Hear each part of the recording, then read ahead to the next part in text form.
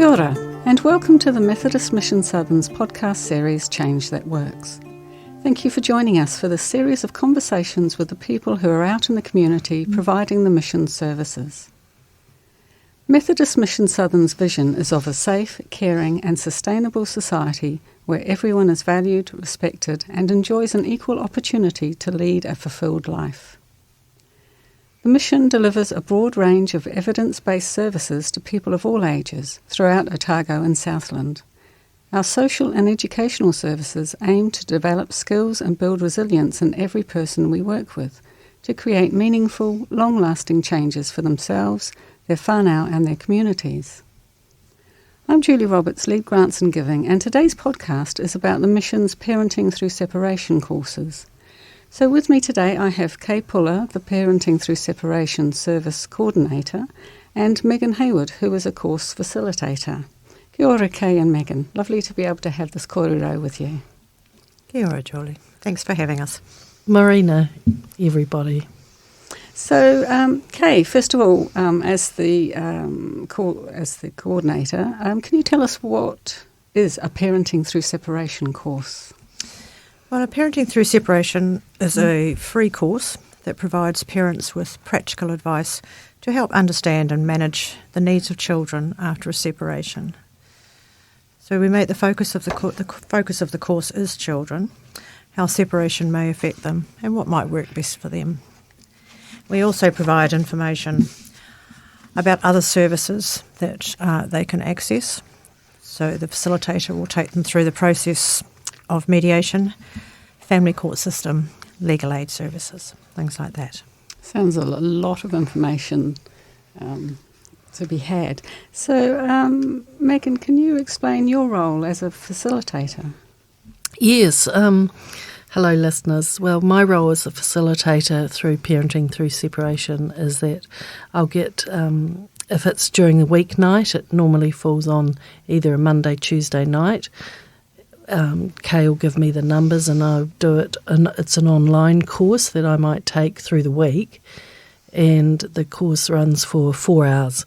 So my role is really to the introduction of the Parenting Through Separation with the group that I have.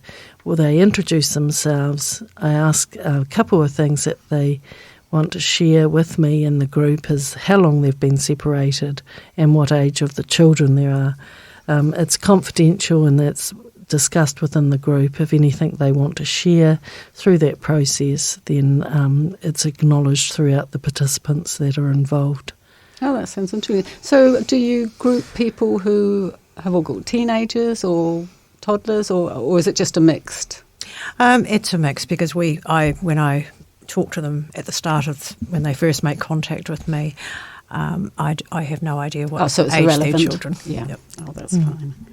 Yes, it's interesting though because how it falls, because sometimes I will have preschoolers that I have a group of parents and their children are similar ages, so there's normally one or two that have the similar age bracket within the group, so which is quite good. So they can actually share information with each other as well, what's helped and what doesn't.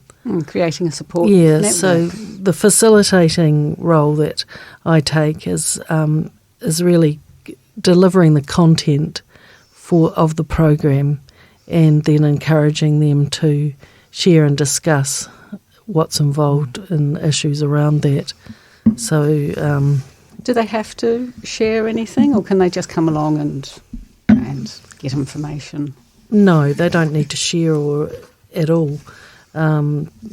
Whatever they feel comfortable in, and you find that it's 4 hours, so the first 2 hours are involved with the children and what's best. There's 6 topics total.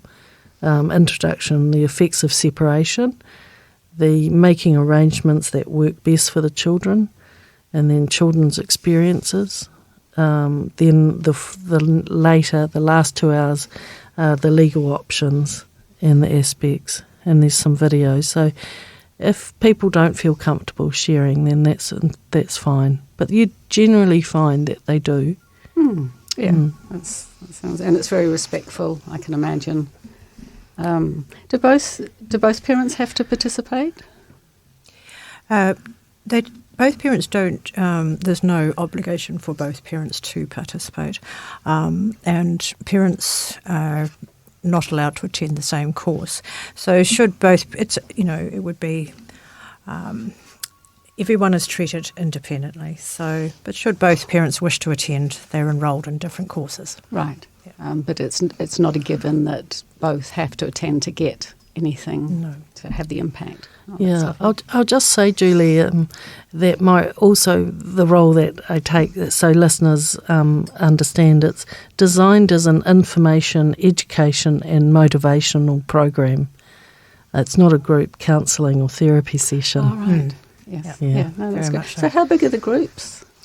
The group can be any size. It has happened where there's only been one attendee on a particular day, and it can work upwards. But we prefer sort of around the, just a good sized group. Not, if it gets too large, especially when we hold them online, it's better if it's sort of around, six people. Yes, yes, and then everyone, if they get, I have had 8. I think the largest group I had online was 10, which does become a little bit challenging if a lot of people want to express their views. Yeah. Right. But normally 6. So you mentioned online. What geographical area does the service cover?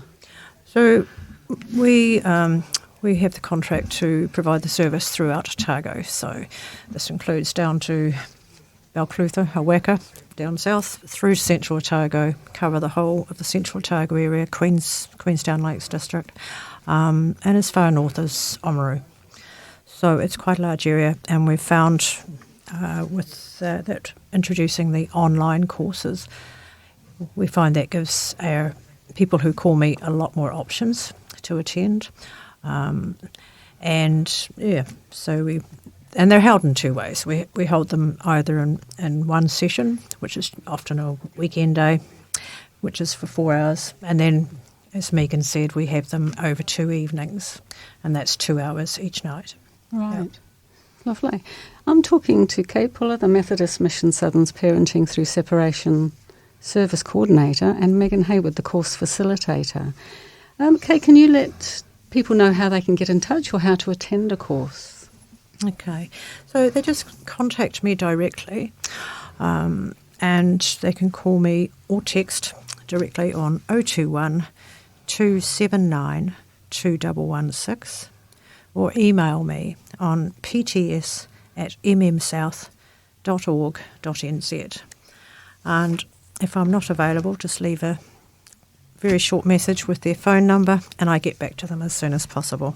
So I am the first person that they make contact with to attend a course, and I feel that, I can then discuss course options with them, give them, let them know what's available, a little bit about what the course is about, a very, an overview, and, make it as easy a process for them as possible.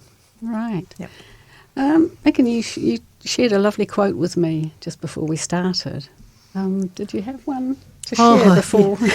Sometimes when I'm taking the group, I'll throw out some quotes and do some icebreakers, and it's really getting people to relax and feel comfortable within a group setting, because obviously they're very stressed at the time of coming.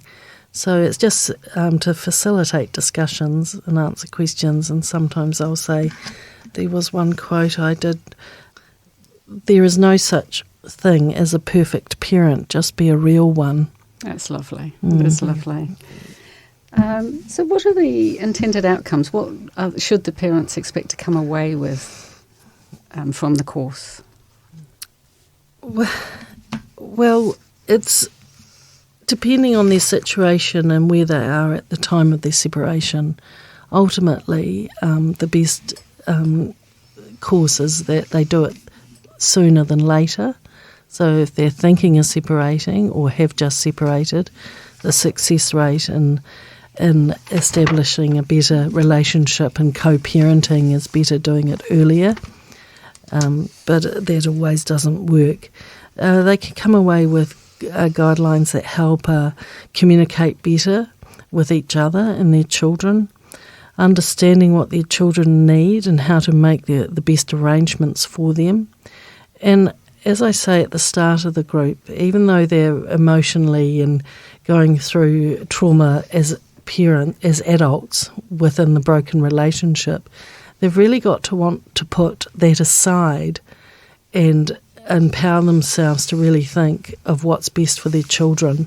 And that's what the program is designed for.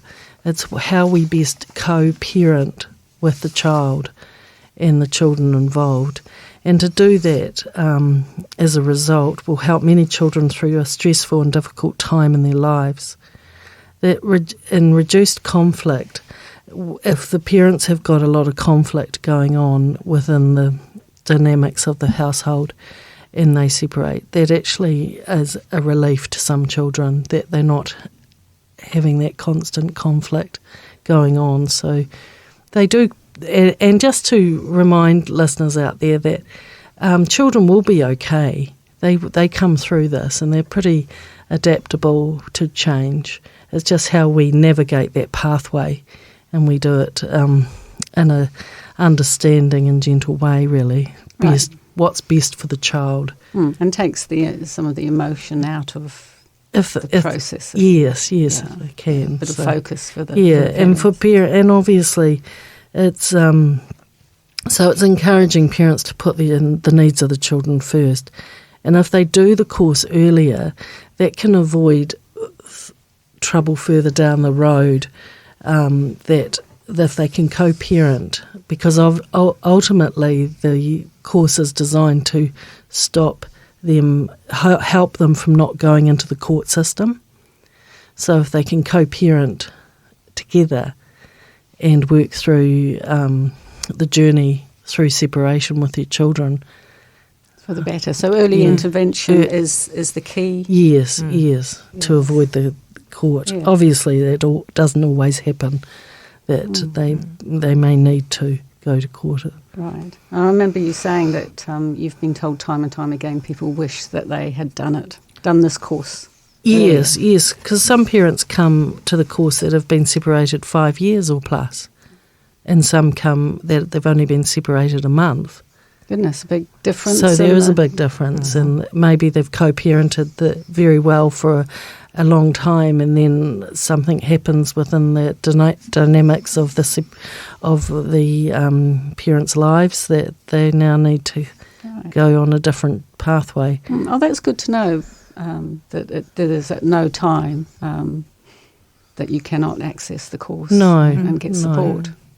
And we have had parents or attendees that have attended the course more than once because, as Megan was saying, their situation, the dynamic within it may mean because things are happening in their life, the children are at a different age and they have... Oh, and things have changed. Things have changed, yeah. Moved on. And you be able to collaborate and connect them with the right people at the right time. Yeah.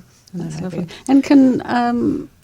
I don't know, did I ask this question, that anyone can come? It's not if people need a support or it's grandparents who are actually parenting? Yes. Anyone attending can have a support person with them. If that person is there they will hear all the information, but they are asked to, they do not participate in any way, but they're just there to for some people it's very hard to actually walk into that room or get themselves set up, to do it. And we're more than happy for them to have a support person if they need it. We do sometimes have the situation where a grandparent may be the primary caregiver, and they are most welcome to, attend the course. And, the ones that we've had have found it very helpful. Yeah, that's lovely. And it's a certificated course, if that's the right word. They get a certificate. They do. Yeah. Yes. No, the certificates are valid for 2 years. 2 years. Yeah. And it's they require that certificate if they're going through the family court process. So becomes mandatory to attend the course if you're going into the court system. Yeah. which makes sense, to have as much information as you can. That's lovely. Is there anything else you think would be interesting to share with our listeners? Yeah, it's just for listeners to realise that you're doing the course for yourself and your child. You can't be responsible for that other parent or that your other partner. If they choose not to do it, that's over to them. So you're doing it to empower yourself, what's best for your child. Right. So it's about what you can do, not what the other parent should do. Yes. So that's quite important. You can't control their response or other people's response. No. You can only control yourself. And that comes through quite a lot in the follow-up calls. We do follow-up calls a few weeks after people attend a course. And it's just to get a little bit of feedback on check that see if there's anything that we could be doing differently or better. But that's where, and just to their thoughts about, what